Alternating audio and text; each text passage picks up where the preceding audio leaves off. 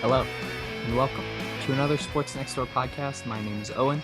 Today is Friday, April 9th, and I am joined by, as I always am, by my neighbor Max. How's it going, my friend? Absolute shambles. How about you? Oh, wow. Not what I was expecting. I'm doing all right. I'm hanging in there. It's Friday. We're almost to the weekend. Yeah, that is true. I predicted absolute shambles last Monday, and here we are. All right. Is that sports related or is that No, from the that's week? Attack on Titan. The Okay. story is over, and I'm still coping, trying to figure out if I like the ending or not. Okay.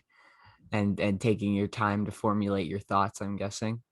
Trying to ignore as much of like online toxicity as I can while also not trying to just totally write it off and close my mind to like any comment that suggests something I don't like, which is a fine line to walk because there can be like a ton of hate, but also some valid good points that are true, and you can't just say, oh, you've got to ignore the online hate and ignore everything. But we're seeing like ending a story is such a fine art, even telling a story. So it was a way better ending than like Game of Thrones, Rise of the Skywalker, that sort of stuff. Way better story as well, like throughout. So if there's a couple holes in the ending, things that don't quite make sense, but you like the main goal endpoint, maybe that should just be good enough and just block out the small stuff, medium stuff, Definitely. kind of Yeah. important stuff. Yeah. I'm interested to see how they're going to wrap up the first season of Falcon and the Winter Soldier, because it is only a 6-episode season, and they're already halfway through with plenty to get to in the story. It's never an easy thing to wrap up a show, and very few have done it in a way that satisfies fan bases.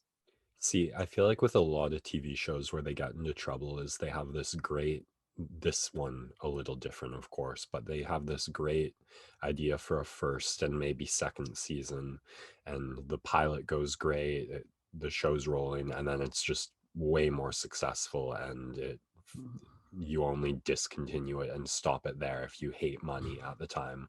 So you have to find a way to spin the creative wheels in the mud, so to speak, and figure out how to keep it moving. And when you're in the moment trying to think about how to extend it, that's never going to be as good of an idea as before the show even started production and you had all the time in the world and you had this initial great idea. So I don't know if you ever watched like Prison Break. No, I haven't seen it. Oh, that's my favorite example because like the first season is so amazing and the second season's still pretty solid, and you can tell then they go and they're like, oh well, we can't just end this here, but it clearly wasn't part of their plans to keep going, so they just have to, how do we find more prisons to break out of? And it just never quite reaches that excellence that they saw in the first season when they conceived of the whole show. So I guess with Falcon Winter Soldier, I mean, it's part of a universe they're just constantly trying to extend, so they probably didn't have that same like one amazing pilot pitch idea, but maybe the floor is higher just because they've been doing it for so long at such a consistent production level. Definitely. That's yeah, 100% that's where it is, because they have all of this great stuff to work with, but it's also the difficulty of adding in new storylines and making sure they fit with this overarching picture and also the vision where they're trying to go, right? Because they've now used up all of the like well-known characters, and so they have to deal with they've moved on from that initial massive bit that they've worked with, and they're working towards this new future of heroes with a lot of people that common viewers aren't interested in, and they have to create exciting storylines that also make sure they match with the roots of where they were coming from. It's definitely an interesting project to see where it goes, and I'm really excited. Loki is coming out in 2 weeks, and that should be a good show. Definitely a fun character. True, it's such a interesting crossroads between like a media empire and expansion at the same time as this like delving into a comic verse world that's probably, I mean, comic books have been popular for a long time, but I don't know if they've ever had such mainstream popularity as these characters do now. Yeah, it's 100% true. It's all of your research and development costs, so to speak, has gone into these characters, and it's your core business, but it doesn't sell to the greater population, and so you have to figure out entertaining ways to do that. Okay, let's get to sports, shall we? This is a And sports podcast. we have an absolute buffet for everyone today. We'll kick off the show with some hockey, combat corner, some NBA, baseball, football, both kinds, a little bit of golf. Maybe the Masters are underway this weekend, a very famous and historic tournament. And then I have some thoughts about MTV's The Challenge that I'd like to bring up at the end of the podcast, because while it may not necessarily be a sport, it is an intense physical competition that I have enjoyed this season. And I just have some thoughts I want to put out there. If anyone's interested, has watched it, and wants to chat about it, feel free to reach out to me after the show. But yeah, lots to talk about. So we will get right into it and kick the show off with some hockey talk from the North Division. The Toronto Maple Leafs and Jack Campbell starts the season 10-0-0, tying the NHL record, breaking the Leafs record held previously by Felix the Cat Potvin, and couldn't happen to a greater guy. Like, just so awesome to see him celebrate. Marner's counting it out with his hands at the end of the game. Yeah. So happy. And Campbell shouting out his LA Kings team and the development he had to go through in that organization, talking about the struggles that he went through and the long road it is to finally get here. And it's so like heartwarming and genuinely amazing that he has come this far and now is experiencing this much success. And you love it to happen to an awesome guy, and also you love it as a Leafs fan that it's happening to our team right now. I think what I love most of all is he won a game Monday night. He won a game Wednesday night. We haven't seen him play. That's not a back-to-back, but the way Jack Campbell's season has gone, it feels like a back-to-back. So maybe the health questions are finally starting to simmer down if he can continue to play at that strength of schedule, and we have a solid secondary option going into the playoffs, because it's still very unclear what's going to happen come trade deadline. Yeah, the Leafs very quiet, and we're getting nearer and nearer every day. I think it's Monday. Monday is the trade deadline, and so they have very little time to move, especially with that week of isolation. But yeah, you got to get Freddie Anderson a shot when he comes back, because you don't just lose your job due to injury. And Jack Campbell has shown that he can be the number one guy as of right now. And so it's going to be an interesting debate when it comes back. But right now, just ride this kid as long as you can. Going into Ottawa on Saturday, and maybe a game where you might start Hutch just because you give Jack that extra time off. But ride him as long as you can, because there's only 16 games left in the season. And when he's performing like this, it's just keep widening that lead on the division. You're almost there. Yeah, that's the nice thing going into most of these games. I don't even care if it goes into overtime regulation anymore, as long as I feel as good as we can about picking up the extra point in extra time against any team that's not named Edmonton Oilers. Although I guess we'll talk about that a little in a bit later in this segment. But pick up 1 point, pick up 2 points. It doesn't really matter at this point. It's just maintaining and stretching a lead. I guess 16 games, a lot can still happen, but I'm feeling very comfortable at this point in the season relative to how the last month has gone, really. And I think a lot of it has to do with Austin Matthews finding his scoring touch again, because that was just a level of consistency and dependency we had before. When that went away, we really had struggles. penalty kill struggles and power play drying up were another big part of that like struggle. And once the penalty kill got fixed, it got a bit closer. The power play is still not where we want it to be, but with Matthews going, your penalty kill basically bailing out your power play and making it a 5-on-5 game almost every night. And this team just has the scoring depth and touch and is doing enough defensively to get those wins. Yeah, you could see it with Matthews, and you can see it with the power play. They're close. Like Matthews has hit 1,000,000 posts in the last 3 weeks, and they're starting to go in now. The wraparound one he scored against Calgary early probably shouldn't have gone in, but that's what happens when you get goal scoring opportunities. And it's, or sorry, that was Montreal, wasn't it? Yeah. Yeah, that's what happens when you get goal scoring opportunities. And the power play is, again, I feel a little too stagnant. They're going to just keep trying different combinations, see what works. But at a certain point, like the puck's going to start going in the net for these guys because there's just way too much talent and they've had previous success that there's going to be a breakthrough. And I'd rather be experiencing power play troubles while we're winning than while we're slumping. And so they still have plenty of time to figure it out before the playoffs. And I'm just wondering, how many points do you think they need in the last 16 games to wrap up first in the division? Because they right now are 6 points up on Edmonton, I believe it is, and with a game in hand.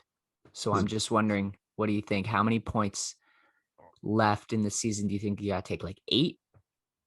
Yeah, I guess I'd have to look at the schedule for all the teams and like think about how many games I can reasonably expect Edmonton and the Jets to take. I mean, how many matchups they have against each other makes a difference. I know Edmonton's just finished their 9-game season sweep of the Senators, so there's no more gimme points in that matchup left for them. If 8 sounds pretty reasonable, Yeah, I think I might go a little higher, like 12, because that's like 5 wins and 7 losses, or 9 losses and 2 overtime losses. Like that is easily achievable. 5, 9, and 2, and that yeah. give 12 points. And the yeah, I maybe 14, but that easily achievable. They're in the driver's seat for sure, which is really exciting.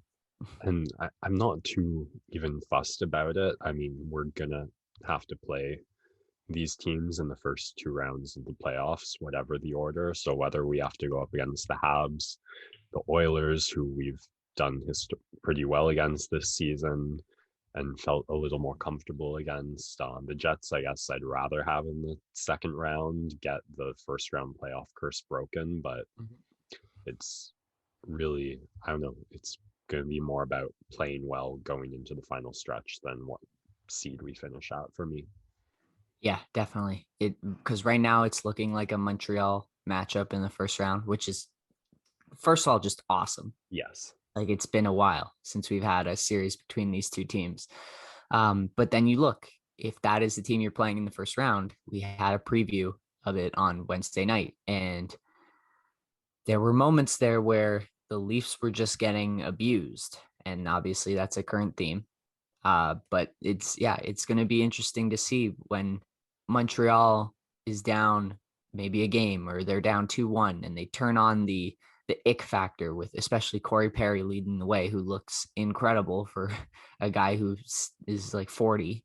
Yeah, it's something you still worry about, and that's kind of one of the reasons why I still want to hang on to Kerfoot, but people still trying to send him out the door. That's the thing that I worry about heading towards the playoffs is, can the Leafs turn up even more that grit and the sandpaper factor, because they've started to lean on the skill, and their defense has been pretty solid as a whole, keeping things to the outside. But I'd like to see them a little bit more punishment on the forecheck.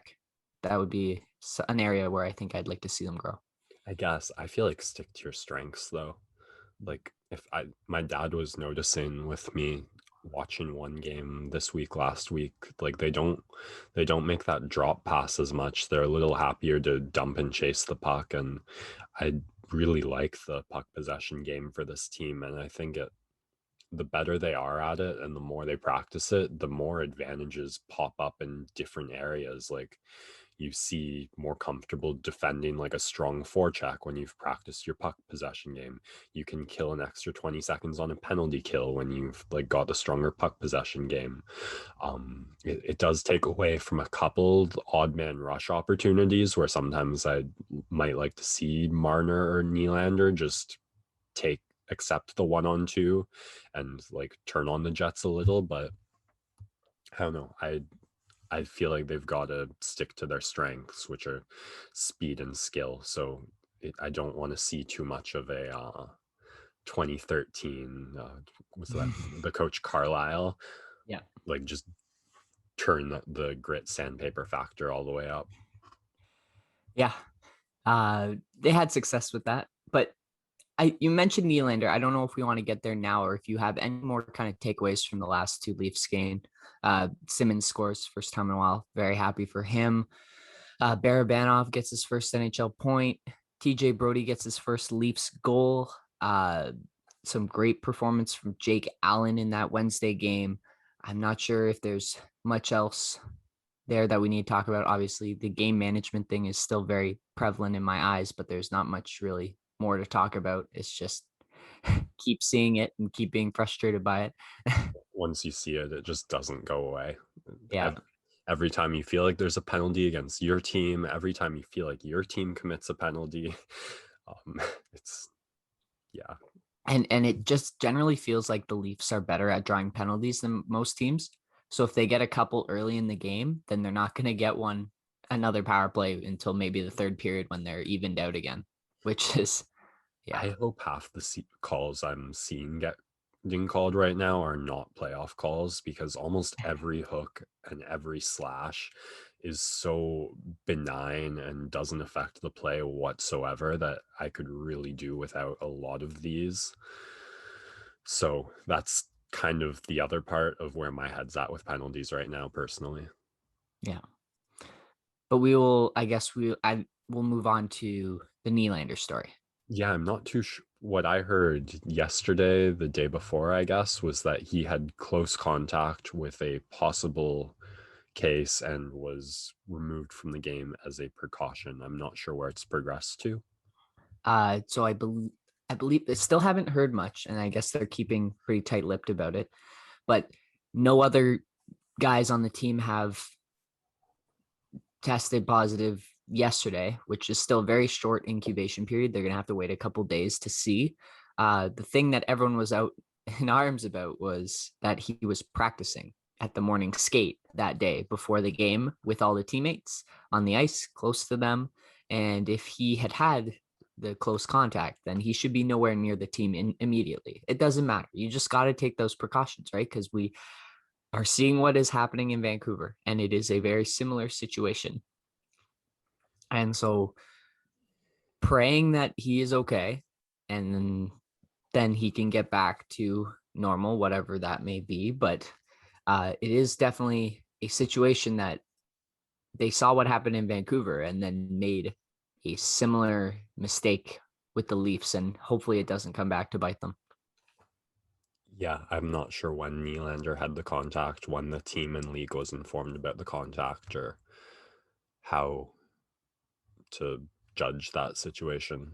Again, they keep it all pretty tight-lipped. So my guess is that they will hold him out a couple more days. I think usually the incubation period is about 3 days. And which means if they know by tomorrow afternoon, then he will be able to play on Saturday. But my expectations are low that he shows up for that game, just to be 100% safe that they've made it through the incubation period. When there is a house on fire a block away from you, you are extra careful about snuffing your candles and putting all your flammable materials away. Yes, absolutely. All right. I guess we'll talk a little bit of Montreal Canadiens. They were the team that lost on Wednesday. Still And have a couple of yesterday. games in hand and are chasing Winnipeg and Edmonton in the standings. But I think the big story there is they lose Brendan Gallagher to the thumb injury. And this is a team that has now experienced a couple of injuries that they're going against. Gallagher's likely out 6 weeks with the injury, which feels like it's going to go pretty deep into their playoff run. And as a Leafs fan, obviously you don't want to see people get injured, but this is a guy that you're a little bit like, we don't have to go up against him if this is a first round matchup, because he is a guy who brings that pest element and is an absolute pain in the butt to play against. Yeah, one of those do-it-all players that are your worst enemies in playoff matchups. They're also missing Price for at least the end of this week, possibly till next week. And you might already see that starting to show. Jake Allen had to start back-to-back nights. They got off to a slow start against the Jets last night, which lost them it. Man, I hate taking notes on Monday games because by Friday morning it feels pretty irrelevant. They did get 2 points over Edmonton, having a comeback win. So that's 3 games in a row they've gone down in now. They had a close comeback effort against the Leafs. They made it into a game against the Jets. They did get the 2 points against Edmonton, and it really stood out to me how they played the 3-on-3 against McDavid and Draisaitl, because Tippett, the Edmonton coach, is just trying to get them on there for every second of that 3-on-3, knowing like all they need is half an opportunity.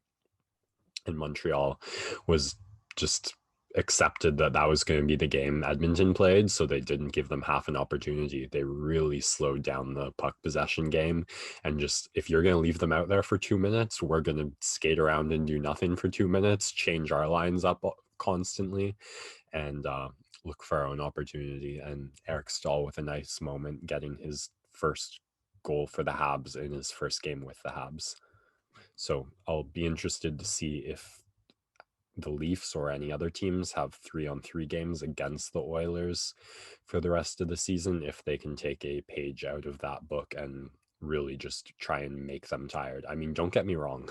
They were like 90 seconds into their shift and still almost scoring, still almost beating guys on the rush. So it's not a foolproof strategy, but I think it's the best way to neutralize them. And if worst case, you extend it to a shootout, and at least you don't have to worry about the terrifying threat that those 2 3-on-3 are.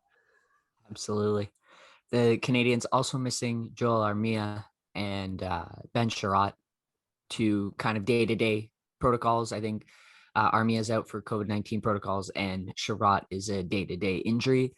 So 2 key pieces that they're missing as well, that hopefully they'll get back shortly and they can just help bolster their final run. But Gallagher's a huge loss. He's the heart and soul of that team. And so it's kind of like the Leafs losing Zach Hyman, Yeah. but more scoring punch from Gallagher.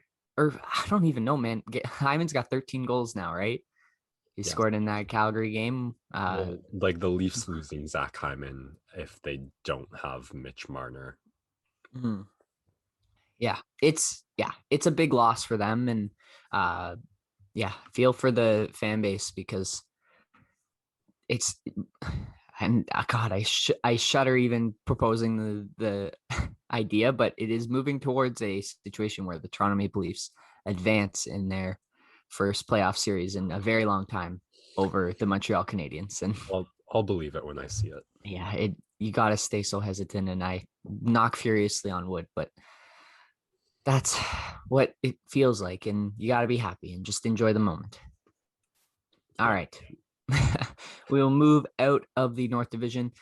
Brief trade news. Lou Lamoriello getting active early at the deadline. Definitely something we've seen before. He picks up from the New Jersey Devils Kyle Palmieri and Travis Zajac for a first-round pick and a conditional fourth-round pick, and then a couple of prospects. Not too much to say about this move, but it's a solid pickup. 2 veteran guys who can come in, and both of them combined hopefully can provide that same production that they've lost with Anders Lee. Palmieri shaving the beard was a very interesting side by side.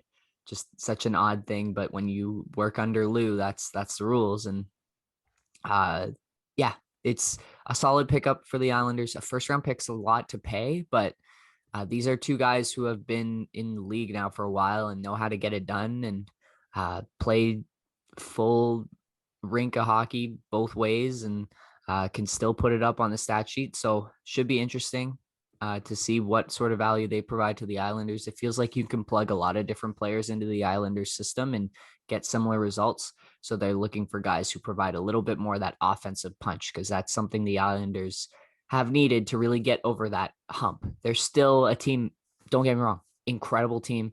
I emotionally hedge against them every year because I don't want them to be good, but they consistently are. But they still need that like secondary scoring punch. If it's not from Barzal, it doesn't really come from anywhere else. They need that to get past that second round. And the second round is amazing. I'm a Leafs fan. Don't get me wrong. I would love the second round, but the Islanders are looking for more. And so this is a good move to bring that secondary scoring to the team to maybe help them push into that Final Four. Yeah, I feel like it's both sides kind of getting almost the best they can out of this deal. The Islanders get two players retained at or with half their salaries being retained by the Devils. So really a two for the price of one type move on the cap sheet. They give up that first round pick. If they go deep, then I think that's a worthwhile for two rental players. It's going to be really interesting if Palmieri can get the goal scoring touch he's had going most seasons, except for this one, now on a higher level of quality team. They would love it if he can fill that top six, I think, on the second line and add that scoring threat you're talking about. Zajac, I think, more going to just bolster up the defense on the bottom six. And yeah, two good tools to have when you're making a playoff run. If you're the Devils, you're hoping that doesn't go well and that pick is as good as it can be. I don't know how many games the two teams have left against each other, but it'd be interesting to see how hard the Devils go to try and get as good of a pick coming their way as they can. That forward core on New Jersey is ridiculously young now. I was looking at it. I think the average age is 22.6, but they're still really looking for that number one player they can build a team behind because Nico Hirscher and Jack Hughes haven't lived up to those hopes, and those are still solid players with lots of development ahead of them that could be part of a winning team, but they're still missing one really, really elite scoring type player to build a forward core behind. And Like then Taylor Hall. yeah, well, I thought the Islanders would go Hall. Yeah. Oh, I joke. I actually think Taylor Hall is not that guy, but no, still I funny think they that they really had made an him experiment. a Hart Trophy winner and then let him walk. Yeah, no one really knows what's to do with Taylor these days. Yeah. I think he definitely gets moved, but I thought it would be the Islanders because they had yeah. that cap space, and it. I kind of look at this trade and feel like it just tells you a bit about what prices were being offered out there for Palmieri, as well as what's being asked for Hall. Yeah. And Yeah. The big thing with Taylor Hall is it's hard to really go for this guy if you're getting whatever, one playoff run. Because basically by the time you get him, there's 10 games left in the season. You get him for one playoff run. Is there even enough time to incorporate him in your team? And then will he resign? No idea, right? There's no knowledge. He said recently that he would be open to re-signing with the team that trades for him. But it's just the way he's operated, especially like the way his agents operated the last couple of years with how they push teams, and really he's moved around quite a bit in the last couple of years now. It's just teams are unwilling to really make that high risk move if you're not whatever 80% sure that he's going to re-sign with you, because then you're giving up a lot of value for Taylor Hall, who hasn't produced that well. Obviously, that's a Buffalo Sabres uh, conundrum, but and he didn't really play that well in Arizona either. But it's interesting to see the people are willing to give up that price, because if you have to give up a first for Zajac and Palmieri, then how much is Taylor Hall going for? And if you don't know that you're going to resign him, I don't know if it's worth it. Yeah, and you almost know what kind of impact guys like Palmieri and Zajac are going to have in the Islanders, and the the floor for success of this deal is, I think, much higher than the Taylor Hall move, whereas the ceiling on a Taylor Hall acquisition could be huge, but it also, like you're saying, could be a bust. And I don't know what Buffalo's asking price has been. I imagine lots of GMs are playing the waiting game, knowing that Buffalo's kind of backed into a corner if they want to get anything in terms of value for this guy. Don't know what their financial structure looks like in terms of retaining salary and how far they're willing to go on that. So a lot of questions we'll probably have answered come Monday. It's going to be a little annoying recording the podcast knowing a bunch of big trades are about to potentially get made. Yeah, it's okay though. Our Friday Monday is pretty standard in terms of time. It's just these long weeks when lots of stuff happens between a Monday and a Friday that then we got to catch up on. But we will continue to try and do that as we move along. We're going to take a quick break and come back for some Combat Corner. And we're back for some Combat Corner. Looks like there is an exciting prospect highlighted coming up this weekend in the world of combat sports. Max, why don't you give us your preview? Yeah, we got UFC on ABC for the second time this Saturday, headlined by Vittori Holland. So I'm interested in the main event, of course, and the debut of Aaron Blanchfield. So I'm gonna talk about those two a little more in depth and then have some quick hits on the rest of the card. But I want to start out with this Aaron Blanchfield because there's been a fair amount of buzz about this girl making her UFC debut on short notice. And when you look at her career so far, I think that buzz is justified. Starting into the MMA game very young as a jiu-jitsu talent. She had these two really close fights right at the start of her career, her third and fourth fights against two girls who would then go on to join the UFC before her, and both have experienced some success at this level. And both fights were really close. She won one and lost one. I think both were split decisions. She wasn't able to get a ton going in that, but she's really started to make some space since then and show some evolution in her game. Quick wins by Americana, by head kick knockout, and then a really dominant 3 rounds in her last time out. And one of the differences you see between those last two fights and those first two close fights were the stand-up of improvements. She looked so much more comfortable, so much more fluid, like she was throwing punches to actually land and make space and set up more of her game as opposed to throwing them at air just because that's the thing your coach drills you to do at that time, and looking kind of robotic and uncomfortable. The head kick, the really sensational part of her stand-up game, with her left leg, she can throw that from switch stance southpaw as a normally orthodox fighter, and she can also throw it as a lead leg from the orthodox position. She can also land that right leg from orthodox nicely, and you saw that earlier in her career. She landed a really nice high kick against her second matchup. Didn't have the space for that in those next couple fights, but showed it so beautifully against Victoria Leonardo, who I think also recently got knocked out by a lead head kick against Firo. So tough luck for her there, going up against two girls with really great lead high kicks. But Blanchfield set it up so beautifully, and she landed it like 5 times in that fight, and the last one finally put her out. But every time she was getting her opponent moving with the hands and then hiding that kick so well. And she had so much flexibility and quickness on that she was able to just bring it right up and make crazy impact with it. So the comfortable stand-up game, the knockout threat of that high kick, and then some pretty high-level jiu-jitsu if she can get it on the ground. The tough part in those really close fights was bringing the two together.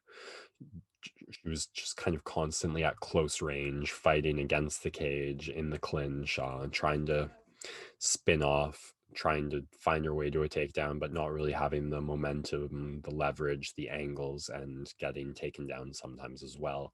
When she was able to dictate the fight at range first and then choose her opportunities to set up the takedown, her game looked a lot more solid and hard to test holds in. What makes this fight interesting is how much bigger her opponent is than her, first and foremost. I mean, Norma Dumont came to the UFC to fight Megan Anderson at featherweight. She then tried to move down to bantamweight in her last fight, which she won, but she missed weight by 4.5 pounds. So we'll see if she makes weight for this fight. If maybe just that last fight was a one-off due to the transition of permanently moving down from featherweight to bantamweight. But she, in that fight where she missed weight, she had a pretty good showing of herself where she stayed steady on the feet, didn't back off too much, kept the hands out there threatening, and you saw the damage really add up over 3 rounds with her opponent looking more and more hurt, more and more tentative, and she did rock and drop her towards the end of that fight. Also looked very heavy and solid in the grappling positions, so it's a great test for Blanchfield in that she's going to have an opponent who's probably not going to back up and give her anything really easy in the striking and make her really have to think and set up those high kicks, those shots, stay very aware to be threatening in the pocket and safe. And she's going to have a size disadvantage for sure, whether her opponent makes weight or not, trying to get those takedowns. So she's going to have to be real intelligent setting them up and using the stand-up to find her moments to shoot and exploiting those moments to the fullest, because if her opponent makes a read on them, then it's going to be a pretty easy time getting the hips above her and just using pressure to kind of crush her. And if she can do all that, if she can totally outskill this like bigger, stronger woman on 10 days notice, then I think the hype train leaves the station at full speed ahead. So really looking forward to that one to see what Erin Blanchfield can do. Other quick hits, it's a really solid main card. You've got Mike Perry fighting, which is always fun, against Daniel Rodriguez, who kind of had a really tight, close matchup against Nicholas Dalby last time. So I think he'll be up against a less skilled, less technical opponent in Mike Perry, who is still very dangerous. And you don't really know what reads to make on Mike Perry and his coaching saga, in his tax saga, in his girlfriend saga. So we'll see where he's at come fight time. Then another really exciting one is Nina Nunes, formerly known as Nina Ansaroff. Let you guess where that last name comes from. She was making a great showing of herself in women's strawweight right before she took time off for pregnancy, and she had this amazing performance against Claudia Gadelha when Claudia's stock was a bit higher than it is right now. And then she had this fight against Tatiana Suarez, who's one of the most exciting prospects at women's strawweight, the most exciting probably, if she hadn't had wasn't still laid off due to injuries since that fight against Nina.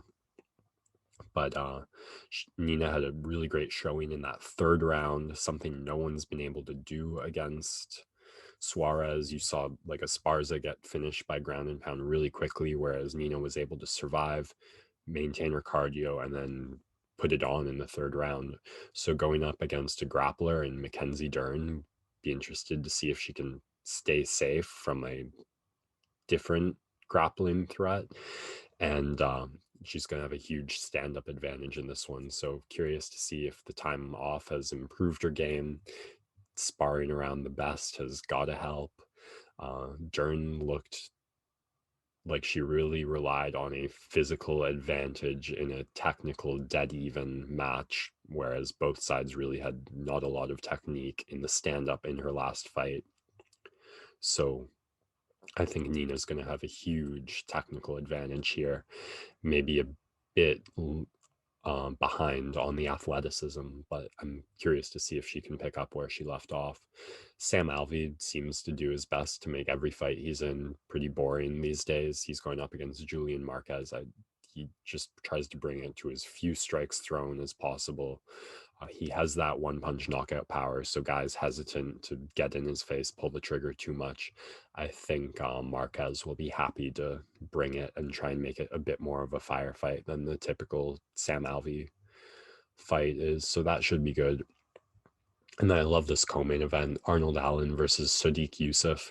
Both guys going up against the toughest matchup they've ever had, riding a lot of momentum, exciting prospects, crossroads fight where whoever wins just gets to keep on moving towards the top of that division, and a necessary fight to thin the competition as it gets more intense at the higher levels. Sadiq, super powerful guy, won his last fight kind of off the back of a really dominant wrestling second round.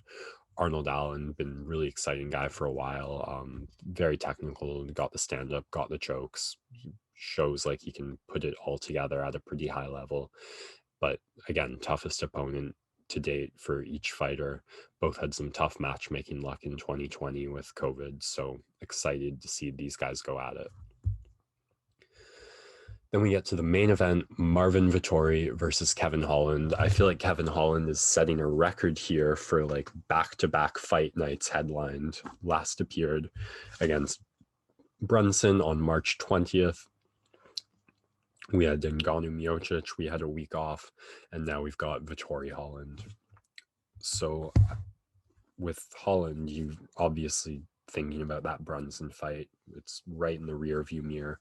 Brunson really able to impose the wrestling. The fight really did get off on the wrong foot for Holland as he slipped on it, and Brunson just saw the game plan there laid out in front of him, found he could control Holland on the mat. Really showed off his takedown prowess, mixing it up with like body lock trips, single legs, double legs, chaining some of those together, but pretty much able to get Holland down every time he tried. And there wasn't a whole lot Holland could do about it. Now he gets a chance for redemption on short notice against Marvin Vettori. And at first look, it really does look like Vettori could do the exact same thing Brunson just did to Holland, which I think speaks to the betting line with Vettori as a heavy favorite in this fight. He has the strength, he has the wrestling ability, which he's shown in his last two fights, going toe-to-toe and staying dominant in most of the grappling positions with Hermanson, who's a very high-level Brazilian Jiu-Jitsu black belt. Most of those grappling positions were initiated by Hermanson, which is, I think, why Vettori was able to stay so dominant in them. Like I spoke about earlier with Blanchfield, Dermont, if the smaller fighter like initiates the grappling exchange, then it's pretty, if you're a similar level of grappling ability, it's pretty easy to stay dominant in those positions. That's what happened Hermanson Vettori in the fight before that, though. He took it to the floor against Robertson and in more competitive scrambling than I think anyone would have guessed, but ultimately able to ground and pound, rear naked choke his way to a first round victory in that matchup. So Marvin Vettori, very skilled grappler, the strength and the technique to do what Derek Brunson did, but will he is the question, because the hidden storyline is Israel Adesanya looking for his next title shot. He wanted it to be against Darren Till, who was supposed to match up with Vettori, and you knew if Till won this fight, that was probably what was going to happen. But with Till pulled out, it's between this matchup and next week's main event matchup between Whitaker and Gastelum. And you feel like there's an avenue for Whitaker and Vittori for sure to each earn in a title shot, maybe Gastelum. Holland, it's really hard to imagine, but you never know how much leverage Izzy is going to have with how much he hates rematches. But Vittori gets the real first good crack at it. If he can put on a show, look dominant, look impressive, and make a case, then there's a very good chance he gets the next title shot. I think his rematch case, Israel would probably prefer the Vittori rematch to the Whitaker rematch in terms of how the fight went and how recently it was. Both favor Vittori. So I'm curious how safe he's going to play this. This is a southpaw orthodox matchup where both fighters' best strike might be their straight, as both hurt and dropped their opponent with that shot in the last fight. So look for each to be looking for that.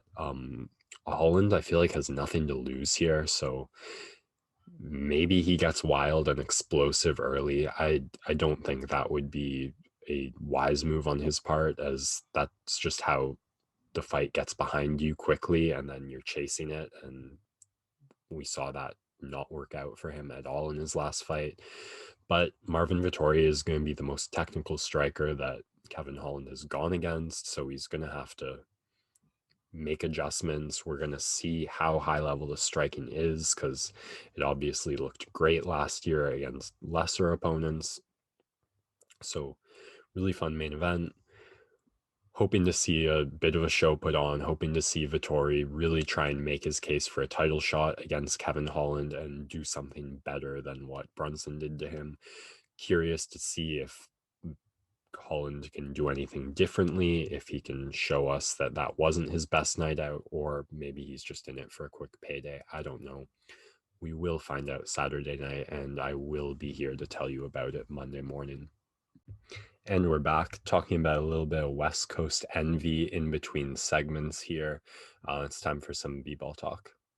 Yes, just briefly. I was telling Max during our break, if I lived on the West Coast, I would have no friends because they get to watch all these basketball games at 4 or 5 o'clock and then jump right into the evening games at 7, 8 p.m. Pacific time. But for me, some of these West Coast games start a little bit too late. And it sucks because you're missing out on some of the best basketball. I think one of the games specifically I have in mind from this week was the Phoenix Suns and the Utah Jazz on Wednesday night, a game that went to overtime, featured the number 1 and number 2 team in the Western Conference. And they just absolutely dueled it out. It was an awesome game based on the highlights. Mitchell played really well. Devin Booker played really well. And Chris Paul really controlled the ship for Phoenix down the stretch. But unfortunately, I do not live in the West. I live in the East Coast, and the team that I cheer for is the Toronto Raptors, who I want to start off this segment talking about. It feels, again, we may have to do a third podcast. Probably not. Don't have enough time for that. But Monday feels so far away. Back when Gary Trent Jr. was hitting the buzzer beater on the Washington Wizards. Malachi Flynn with the breakout game of 16 points, 6 rebounds, 4 assists, 4 steals, 3 blocks, just all over the place. Everyone was so excited. And then 2 games have happened since then. One of them where OG body slammed Dennis Schroeder as they got it mixed up. That was a great meme. If we're thinking meme of the week segment, Max, that's a one to put in there. It was a WWE WrestleMania ring, and OG was flipping Schroeder after he hard fouled him on a breakaway layup. I was browsing the MMA subreddit, and I was very confused to see OG Anunoby's name in there. Yes. Montrezl Harrell gets involved. Both him and OG get ejected. DeAndre Bembry and Fred VanVleet get suspended 1 game because they came off the bench to enter the brawl. So they were not playing last night, as the Raptors lose a pretty important game to the Chicago Bulls in terms of making that playing game, because the Bulls are the team ahead of them directly. in the standings. So that is a tough loss. I Or think, is it? yeah, well, yeah. And I was texting my mom last night. She's already like, this sucks. Why does it suck to watch the Raptors? I was like, you forget 10 years ago what it was like to watch this team. And also, her husband and her son are both diehard Leafs fans. So this is nothing. This is Raptors. Every team gets like a grace period after a championship. I feel like in Toronto sports, it's a longer grace period than some cities just because of the pain and sorrow that we have dealt with. And so the Raptors team, after having an incredible championship defense run last year, and even this year is a throwaway season. Like, I don't know how many times I gotta say it, but this year is a throwaway season. Uh, and so if you can somehow have this team that was just last year, one game away from the Eastern Conference Finals, if you have this team with chances at getting a top 5 NBA draft pick with most of their core still intact, you got to be happy, because then they can just turn around, either leverage the pick into something else, or you turn around and you add another top 5 talent to your team and you're good to take off once again. You're back home in Toronto. Everything's better. So yeah, it might suck to watch the Raptors right now, but still, you've got the guys who you really enjoy to watch. Chris Boucher with career high points and rebounds last night always seems to have good games when the Raptors lose. I don't know if there's anything there, but it's something to look at for sure. There are bright spots. Gary Trent Jr., tough game last night, but has looked really good since coming over in the trade. Malachi Flynn getting more minutes. He's going to make a ton of mistakes. He's a rookie. People seem to forget that already. He is a rookie point guard. As a rookie, Fred VanVleet was playing in the G League. Pascal Siakam was playing in the G League. Like, Norm Powell was playing in the G League. Like, all these guys who had become staples were nowhere near as polished as Malachi Flynn is already in his rookie season. And he's Something about being a 4-year player raises expectations for less of those mistakes and a little more readiness. Well, Fred VanVleet was as well, and went undrafted, right? So there's a pedigree here for Malachi, and you got to give just guards, as like, especially, the tools are there for most guards, but it's about adapting to the speed of the NBA game. And so he still has to do that. And unless you're a top, like a lottery pick as a guard, you're not ever expected to just jump in and be great right away. And so this is an excellent opportunity. Of course, Fred will be back, but the 1-game suspension and Kyle Lowry, I feel like the Raptors are just kind of like, hush, hush, keep him out as long as he can, keep him healthy, allow the tank to happen. It's great opportunity here for Malachi to get a ton of looks, ton of reps against some top tier point guards. So I've loved to see how he's been adapting to it. The thing that I've loved about Malachi is, no matter what's happening on the offensive end, he really tries on the defensive end. He's still got lots to learn, but he really tries. He keeps his feet moving. He stays in front of guys, really active hands. Like, you see a lot of similarities to that Fred VanVleet comp, where it's so weird. Fred gets credited for like blocks when he strips centers going up for dunks and stuff like that. They should all just be steals. If they were all steals, he'd lead the league in steals.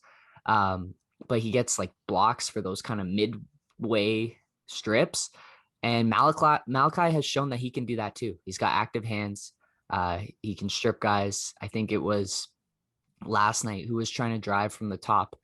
Might have been Daniel Tice, and Malachi like stripped him like he wasn't even dribbling the ball. It was just like, this is mine. Thank you. Let's go the other way. So really have loved watching him. And a yeah, Van Fleet, Siakam, Anunoby, Malachi defense with like, maybe it's Boucher, maybe it's a top 5, top 10 pick that's like a big, that under Nick Nurse's tutelage and coaching, that could be the best defense in the league. Well, and so that's a great segue into my next piece of Raptors talk I want to talk about, is maybe another guy you throw into that combination is Khem Birch, who is has just been waived by the Orlando Magic yesterday and is expected to sign with the Raptors. No official news through there yet, but it feels like it's pretty much a done deal. We'll get news of that at some point, probably today, I imagine. But Khem Birch, a Canadian, a kind of power forward center hybrid. Again, Raptors seem to love these guys right now, but he's undersized at the center position. But he's got a lot of toughness, plays with a lot of heart. Whenever he plays the Raptors, it seems like he gets 5 blocks in that game. Like, he is a rim protector, which is something the Raptors are missing, because Boucher gets blocks, but they're not your like traditional guard the rim blocks. A lot And of that's what, transition flying. yeah, and that's what Kem Birch can provide a little bit more of. He's, again, undersized, but he can jump with the big boys, and so he can block smaller guys rather effectively. And so it's another kick at the can at the center position. Kem Birch has come out and said previously he's loved playing under Nick Nurse when he was playing on Team Canada this last year as Nick Nurse was the coach. So he loves his coaching style. So there'll be a good fit there, just team chemistry wise. And it'll be interesting to see. Kem Birch, maybe a little bit more of a lob threat than anything Kyle's had in a long time, because we've had a lot of grounded centers. Jonas Valanciunas, by the way, because I was going to go through Valanciunas, Baines, Ibaka, Gasol. None of them are really like high flyers. Valanciunas, by the way, is just destroying people for Memphis.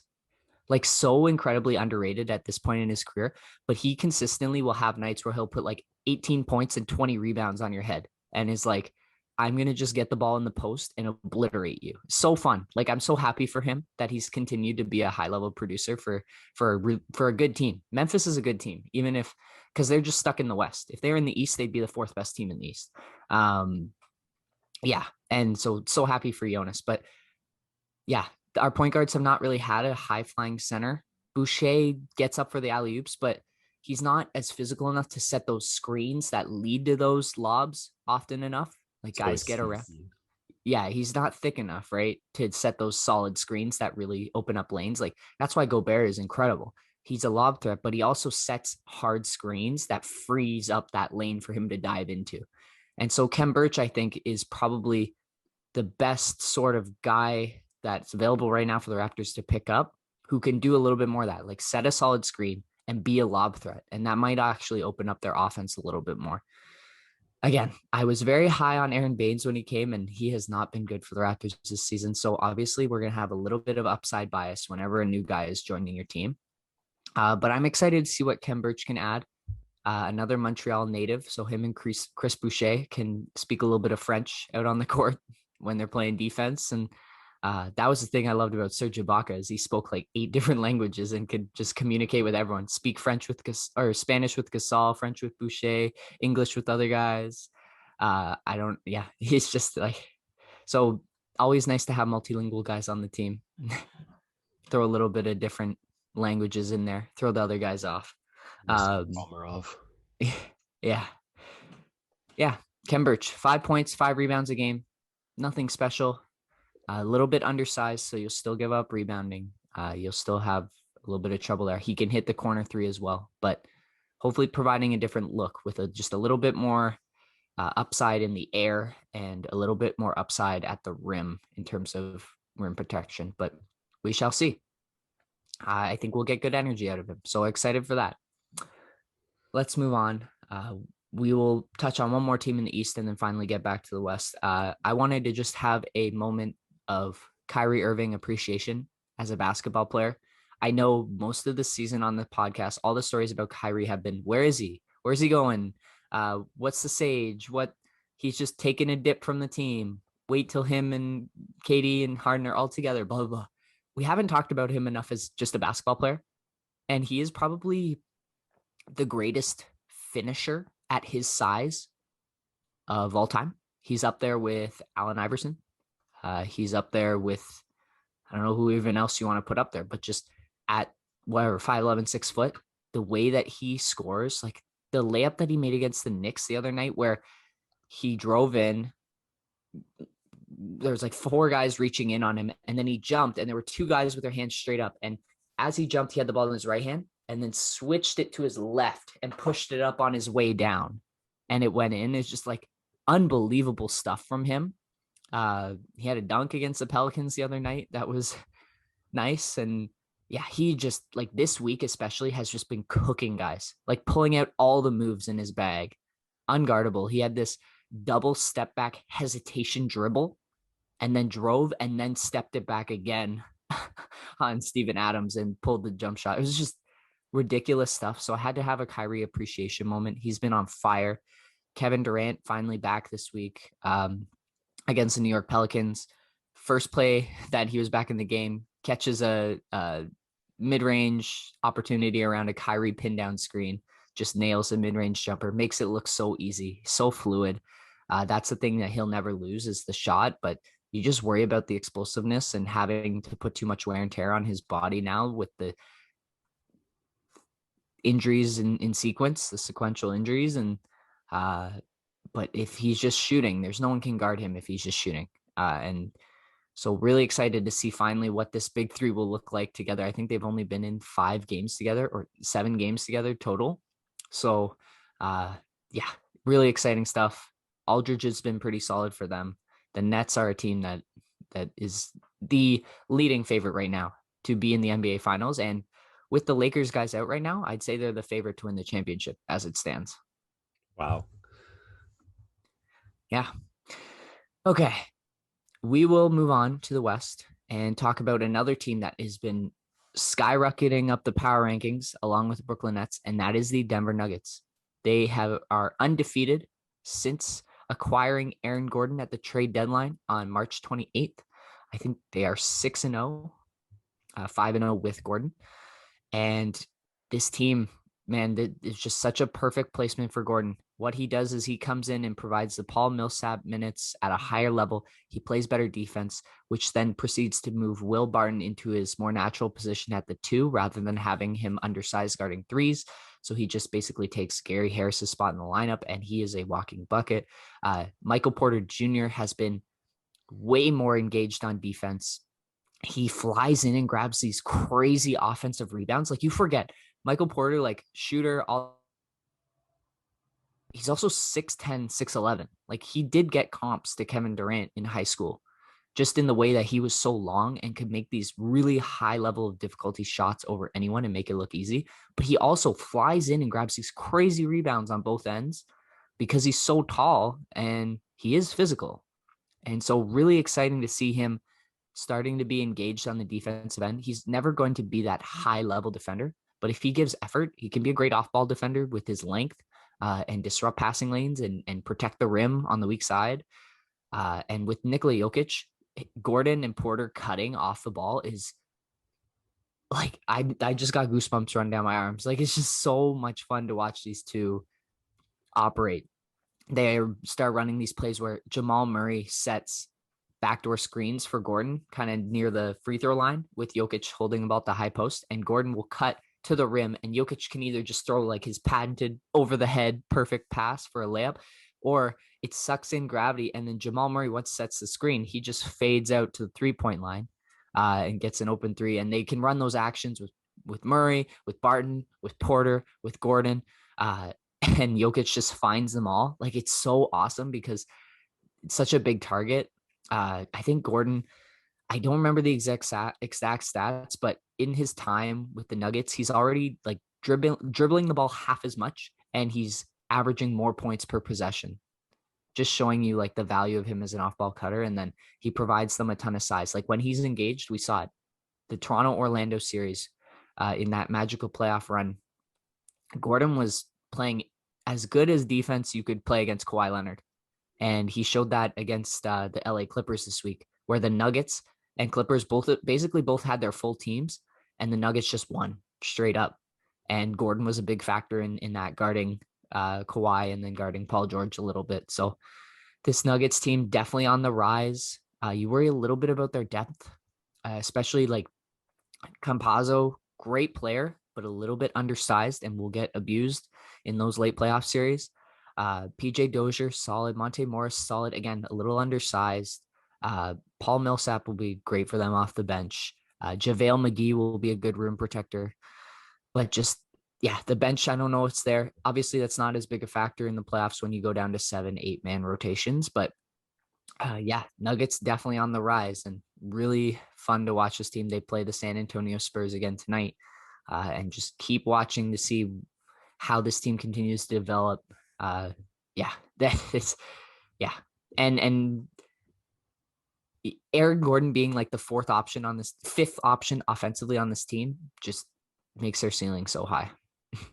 Yeah, it'll be real interesting to see if they can get to a point to rerun that series with the Lakers, and what having Gordon as a piece to defend James if he's back in changes the dynamic between those two teams. Definitely. And as it stands right now, again, this is why I was talking about living on the West Coast. I am so pumped for the Western Conference playoffs, because as it stands right now, the 4-5 matchup in the West is Los Angeles Lakers visiting the Denver Nuggets.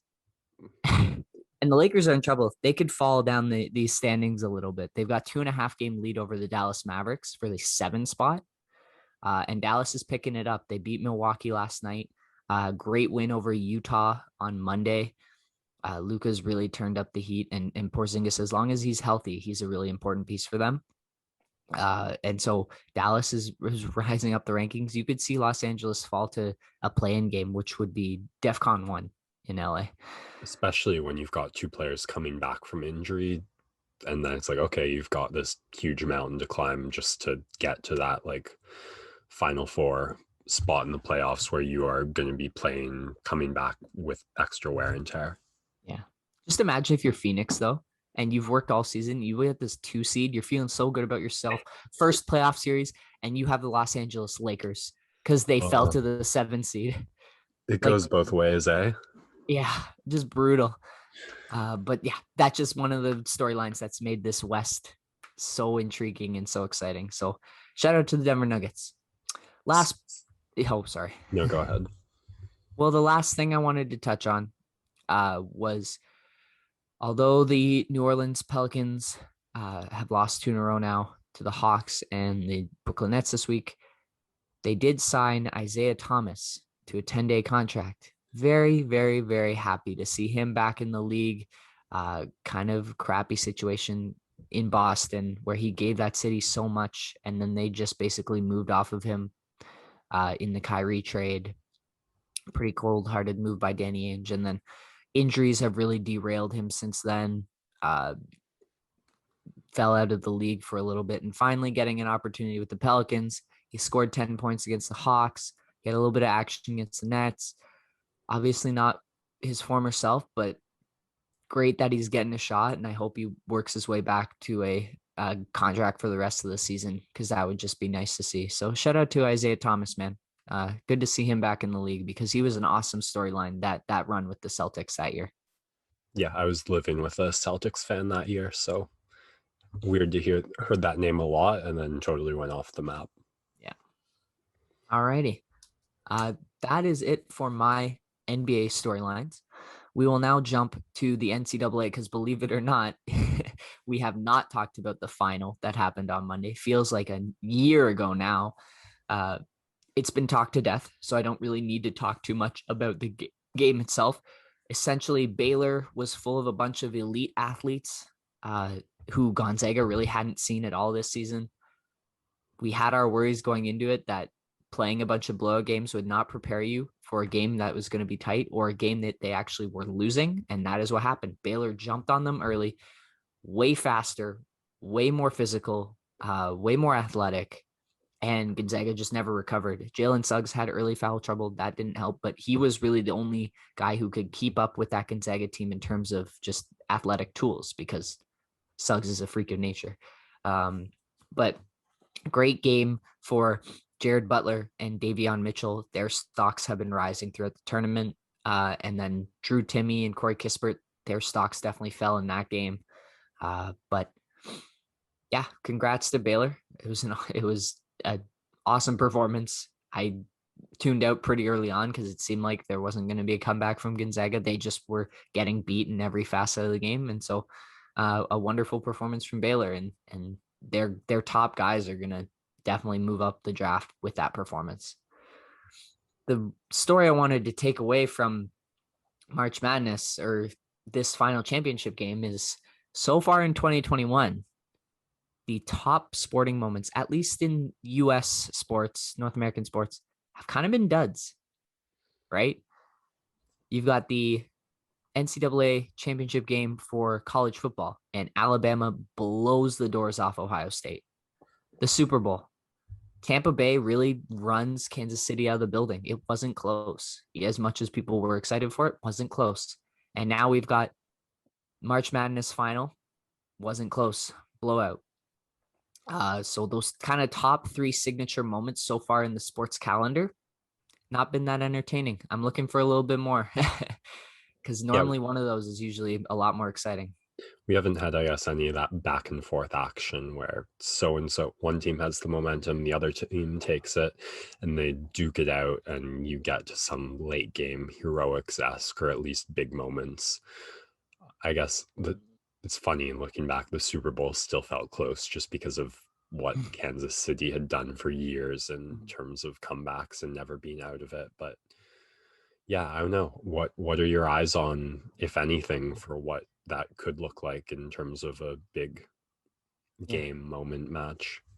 Yeah, and it's not to say that there haven't been awesome moments this year. I'm just talking about finals Yes. specifically, where they've really come up flat.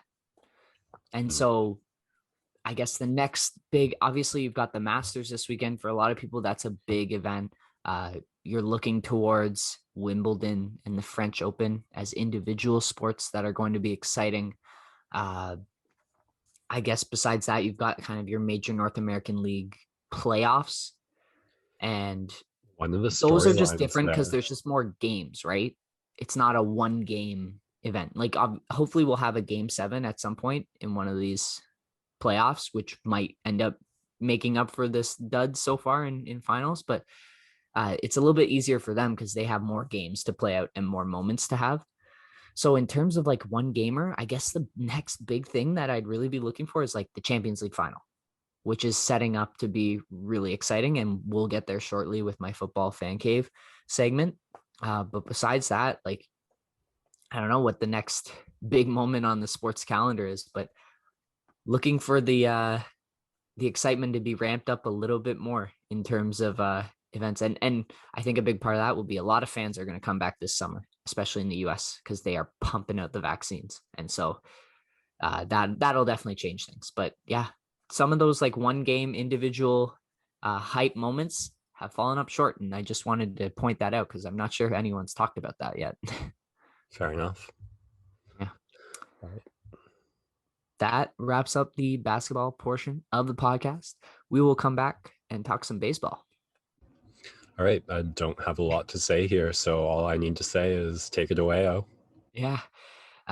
More handoffs. Hopefully I won't have any fun fumbles, but we we are right back into other sports that I follow a lot more intently than Max does. So we'll kick it off with baseball. The Toronto Blue Jays, 3-4 now as of recording this podcast. They just had their home opener last night, an extra innings loss to the Los Angeles Angels, and the ever-present MVP Mike Trout. Just so fun to watch this dude play and hit and do all the awesome things that he does. But it's been a full week of Blue Jays baseball, and so I will talk about my key takeaways from this week. Steven Matz in his Blue Jays debut, so solid. 6 1/3, 9 strikeouts, 1 run. Really important if he can be a reliable starter for them full time throughout this season because they need guys to take the ball, and it's a they used their bullpen way too heavily last year, and they're going to have to use it a lot less in a 162 game season. And so if Matz can log a bunch of innings for them, that's huge. So shout out to Steven Matz. Tanner Roark, on the other hand, really tough outing. He's still going to get run because he is a workhorse and can take a ton of innings.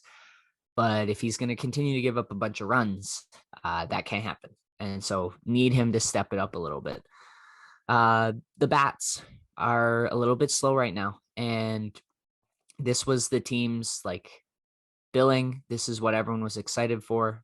They are a team that's going to put up a ton of runs. And right now are struggling to do so. It's the pitching has been actually pretty solid and I've been impressed, but the hitting really needs to step it up. Semyon leads the team in home runs. Grichuk's off to a good start. Vladdy's off to a really good start, which I'm happy about. But looking for a little bit more from some of these other guys, Teoscar Hernandez, Lourdes Gurriel, Kevin Biggio. And I think once George Springer finally comes back, he'll still be out for this homestand, maybe a little bit longer. But when George Springer comes back, they're really going to have an awesome lineup, because right now Joe Panic has been hitting in some of these games, and uh, it's not ideal, even though he's been decent. Once George Springer's back and you put him into that leadoff spot instead of Marcus Semien, it just bumps everyone back one spot in the lineup. And then you've got Randall Grichuk, who's batting like 350 right now in the 8th spot, and that makes the lineup a lot more dangerous. So just waiting for George to come back. Really excited to see what he can do. And exciting. We get to see the Blue Jays go up against Shohei Ohtani this weekend. So should be interesting to see that. We move off of the Jays and into a AL East rival, the New York Yankees, acquiring Ronald Odor from the Texas Rangers, most infamously known for the punch of Jose Bautista at second base, and is a guy who Blue Jays fans hate more than probably any other player in the league. Lots of history there when he was part of the Texas Rangers. Right now, he is a depth player for the Yankees, has not hit very well since like 2015. I think he's around 200 batting average, and is a lot less dangerous than Blue Jays seem to think he is. But still, no love lost there. I'm sure whenever he gets announced at the Blue Jays' next home game, they're going to boo him quite heavily. So all my homies hate Odor, and hopefully he struggles with the Yankees. Moving along, another cool storyline coming out of the MLB this week was Akil Baddoo of the Detroit Tigers. His first major league appearance, he hits a home run on the first pitch he sees. His second major league game, hits his first grand slam of his career. His third major league game, he hits a walk-off single for the Detroit Tigers. A great start to the career of Akil Baddoo. We also saw Yermin Mercedes going 8 for 8 for the beginning of his career. So a couple of rookies having great starts to the career. Always happy to see that. So shout out to Akil. And then finally, the Milwaukee Brewers. I picked them a little bit controversially to lead the NL Central, and I picked them to do so because of their 2 young starters, Corbin Burnes and Woodruff, and they were showing up for me early. Burnes had a no-no going through 6 innings, finally gave up a hit, but these 2 great starts at the beginning of the season, and I look for them to continue to keep that rolling, and excited to see what they can do. So shout out to Burnes and Woodruff of the Milwaukee Brewers, off to a great start, and my pick's feeling a little bit better. But again, we are 7-8 games into the season. There is still 150 games left, which is just ridiculous. They really need to shorten the number of games in the season, but that is the way it is, and baseball will just keep vibing along. All right, we will not need to take a break here. I will move right into the football fan cave. Yes, you're welcome, Max. And talk a little bit of NFL really quickly before we get in Champions League. Sam Darnold on the move to the Carolina Panthers. He escapes the New York Jets franchise. The Panthers send back a 6th-round pick in the upcoming NFL draft, a 2022 second, and a 4th. And ends up being a solid trade on both sides. I don't think Sam Darnold was worth a 1st-round pick. Carolina didn't have to give one up, but a 2nd, a 4th, and a 6th is pretty decent price in today's NFL. And so they get a run at Sam Darnold, who's immediately going to get a bump from no longer being in Adam Gase's offense. So exciting for him to get a new look and hopefully flash some of the tools that he showed potential of when he was back at USC. But looking forward to see how Sam Darnold can perform on the Panthers, and the Jets get a little bit more draft capital. They are going to take a shot, I guess, at Zach Wilson, it looks like right now. For the Panthers, I still wouldn't count them out on drafting a quarterback, because you never know if Sam Darnold's going to be the answer, and might as well have another guy in there just to choose from. And they have an opportunity. They have the 8th pick, so there might be a quarterback left at that point. But going to be really interesting, because now we basically know Trevor Lawrence, Zach Wilson, Mac Jones are the top 3 picks. We don't know what Atlanta is going to do, and the price has been set by the 49ers moving up. And there's a bunch of teams kind of 7, 8, 9, including my Denver Broncos, who are looking for a quarterback, but they might be all gone by that point. So it will be interesting to see what happens leading up to the draft, where people are going to move. But shout out to Sam Darnold. Hopefully he turns things around, because really tough couple of years with the New York Jets franchise. Champions League. It happened this week. Kind of snuck up on me because for some reason I do not get the alerts on my phone like I want to. But alas, I was still managed to catch most of the action. And of course, my housemate, being a huge Borussia Dortmund fan, a tough one this week for them. Solid result in the end. They get an away goal, but they give up a 90th minute goal to a young budding star of Manchester City, Foden. He scores late. Holland, who had been awesome for Dortmund, had a nice assist on the Thomas Royce goal in the 84th minute, but besides that, was a little bit invisible, which is tough. But hey, that's going to happen. It's Champions League. He's 20 years old. You're not going to have an amazing game every time you step out on the pitch. So Manchester City in a good spot heading back to Germany with a 2-1 lead on aggregate, but all it takes is one goal from Dortmund. A 1-0 finish would give them the opportunity to advance in Champions League, and Manchester City hopefully looking to hold on to avoid another loss before the semifinals, because they have really struggled in Champions League, hoping to break the curse for them. Another story out of that game was just an egregious missed call.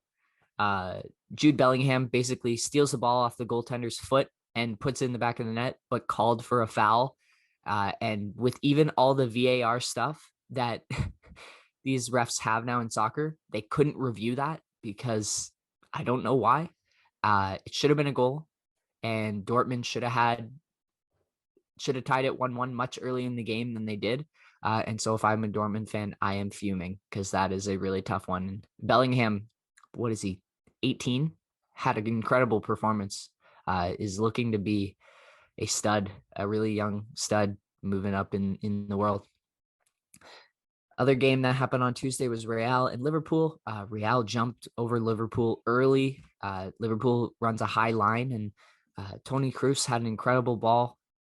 Madrid was really able to take advantage of the high line. They also get a little bit of a gift. Poor header by the right back sends the ball right into the path of their striker, scores. So they have a 3-1 lead on aggregate going into the second leg this next week. PSG, Kylian Mbappe, man, he is on top of the world. He is the best player in the world right now. I don't care. Better than Ronaldo, better than Messi right now. Guy is unstoppable. He scores twice. The second goal he scored was just so beautiful. And PSG takes a 3-2 lead over the defending champions Bayern in their first leg. That will be a really, really fun one to watch next week in the second leg. And then finally, Chelsea taking care of business against Porto.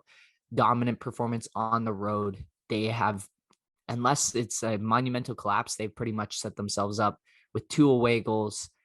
They look to be headed to the semis. And as it stands right now, you could have a potential Chelsea, PSG, Real Madrid, Manchester City Final Four, which is a lot of money and a lot of power, and not really any fun teams to cheer for there, because they're all kind of the top dogs in their respective leagues. So kind of crappy from that perspective, because there are a lot of teams, or at least in football, there are a lot of those top teams that no one likes, right? Because they're just too good. It's kind of like the Yankees and the Dodgers in baseball. So hopefully at least one of these underdogs can make a comeback. There's not really many underdogs left. I guess like the one team that could really jump in and cause havoc would be Dortmund, because they are probably the smallest team out of the ones I left, them in Porto. So yeah, fun stuff coming up in the Champions League to watch next week. Looking forward to it. And the last story I want to get to in the Football Fancave before we take one final break is Toronto FC finally back. It's been a while. I'm trying to keep up with them. It's really hard to find their games right now before the MLS season kicks off. But they played in the CONCACAF Champions League, which is MLS, and then the Mexican Soccer League. Not many people know that it's going on, but TFC, they get a great result on the road, a brutal own goal for the Lyon side. a pressure and then a back and then a attempted through ball gets kicked by the defender and just goes right over his goalie into the net, like an absolutely brutal own goal. So TFC gets a 1-1 draw, and because they have an away goal, it's a great result, and they will be back home in Tampa Bay. Tampa Bay is just Toronto South right now because the Blue Jays, TFC, and the Raptors are all playing there. They'll be back there in a bit to get the second leg, but their season gets underway next week. We get to see a fresh perspective with the new manager, and yeah, best of luck to TFC on their upcoming season. Kind of fallen under the radar, and I'm sure not a lot of people listening to the podcast care, but I care. Another Toronto team to cheer for, and so we will track their progress throughout the season. We will take one last break so I can catch my breath, and then we'll finish up with some golf and a little bit of challenge. Hey, remember me and what my voice sounds like? Well, remember it now because you're about to forget again. We got some golf and some television to talk about. Yes, the Masters get underway this weekend. Yesterday was the first round. It's a historic tournament, finally back in its rightful place in the sports calendar after being played actually quite recently back in November, but it is normally an April tournament. And so back in its rightful place. Funny play yesterday, Rory McIlroy on the seventh hole, his second shot actually hits his father, who was watching just on the side. Like, what it 1 in a million chances that you hit your own dad with your second approach shot. And so I thought that was funny. And a lot of people commenting on the video saying his dad should have redirected it back onto the fairway to help him out. But I don't think he was expecting it. So a funny moment there. I think Rory's 4 over par to start today. Justin Rose with an incredible 65 shot round. He leads the pack by 4 strokes. He's 7 under par. A bunch of people in second at 3 under. So he had an incredible first round. The story is that after the historically high final score of Dustin Johnson in November, shooting 20 under, a lot of the officials at Augusta wanted to make this one a lot more difficult to play. And so the greens are super hard, super fast. We've seen a couple putts already just roll right off the green and into the water hazards. So looking for that to really even the score in terms of shot making. And that will be the story as we go throughout the weekend. But it is underway as of right now. Canadian Mackenzie Hughes is right up there on the leaderboard. He was shooting 2 under. It looks like he's dropped out now. We've got a move being made by Weisberger, who's 4 under par today. And yeah, just keep following along. Nothing too exciting. I know some people have interest, but I'm not sure it's going to be many people on this podcast. But always good to shout out the Masters. It is a cool time in the sports calendar. It's a very historic tournament, and those green jackets are awful special. All right. We'll finish up today's podcast. If you are still listening at this point, you are a real one. Thank you so much for joining me on this ride as I just ramble through all the sports it feels like no one cares about here in North America. But we arrive at MTV's The Challenge, which has been running now, I believe, for 36, 37 seasons. Been around a long time. It's a reality TV show, first and foremost, very similar to Survivor in a way, and similar to Big Brother in a way, where they live in a house. People are voted out, but instead of just leaving the game, you are put into an elimination where it's a 1v1 and then the loser goes home. So there's that added bit of like physical competition. If you are strong, if you are endurant, if you are good at puzzles, you're going to be very great in this game. And there's some incredible physical specimens who have been on this show. The current one on this season is a former Division I college football athlete named Fessy. And all my homies hate Fessy. He's been an absolute tool this entire season, as you might expect from a show such as this. Really complained about his partners the whole season because the theme of the season has been double agents. So you've had a partner the entire season that you have to work with. He finally wins the elimination, which was handed to him on a silver platter. He's only had to do 2 eliminations this season. Both of them have been the hall brawl event, where essentially it's 2 people at opposite sides of a hallway and you have to run into each other, and then whoever gets past and presses the button on the other side first wins.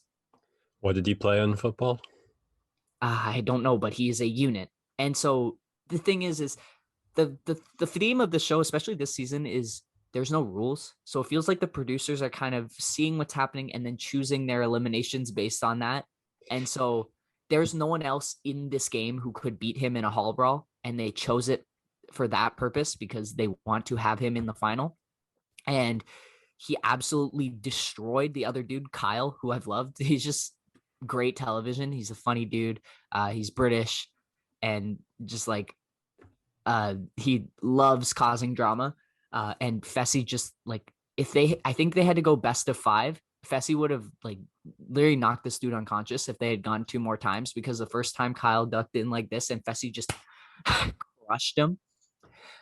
And Kyle broke his finger trying to hold on to him as he knocked him down and then walked over him to go press the button, and Kyle broke his finger and then was declared unfit for the rest of it because it wasn't broken like side to side. It was broken like front way, back way. So it was literally like perpendicular to the way his bone was going. It was a gross injury. Fessy didn't even look like check up on him, even though everyone had been pretty tight throughout the season. And so, yeah, all my homies hate Fessy, but he picks up a partner after winning the elimination. You get to choose your new partner if you want. That is kind of the power that comes with winning an elimination. And so I have power ranked my partners heading into the finale. These finales are crazy. I don't know if you've ever heard of the show, but it is a 2-day finale. So you basically run like 20 miles one day with like puzzles and physical checkpoints set up in between.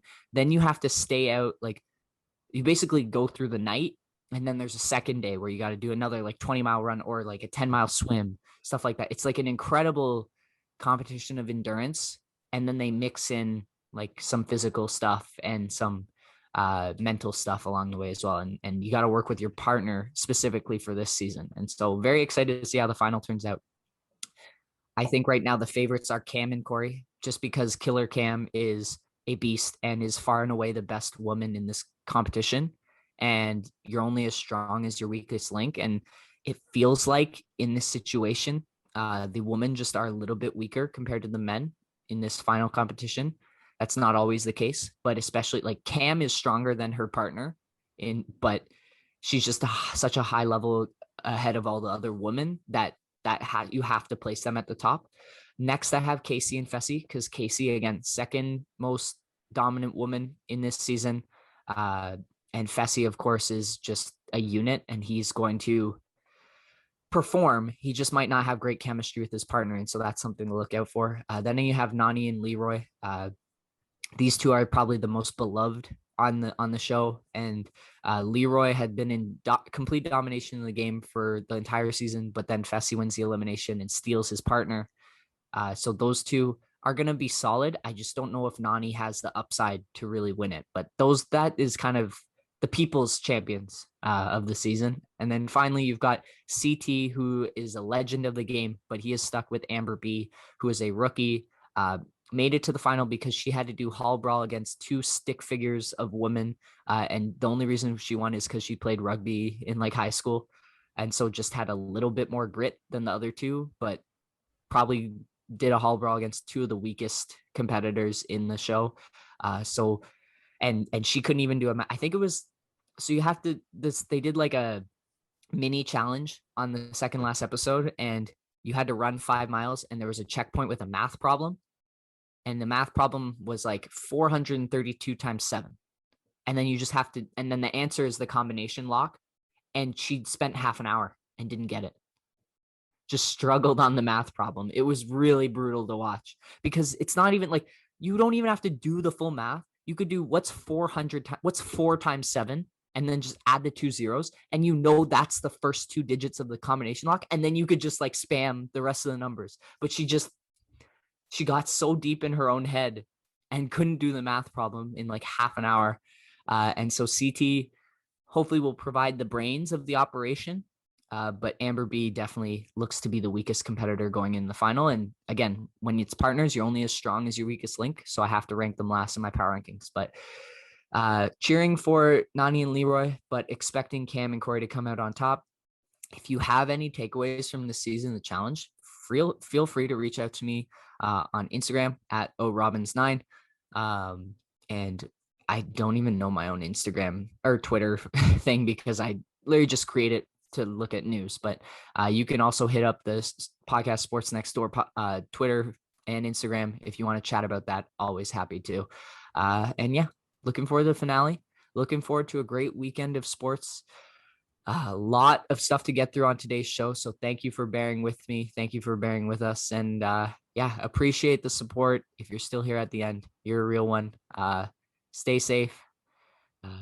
Keep listening. Share us with your friends. And Max has got a couple stories up on that website, couple mini blog posts that you should definitely check out.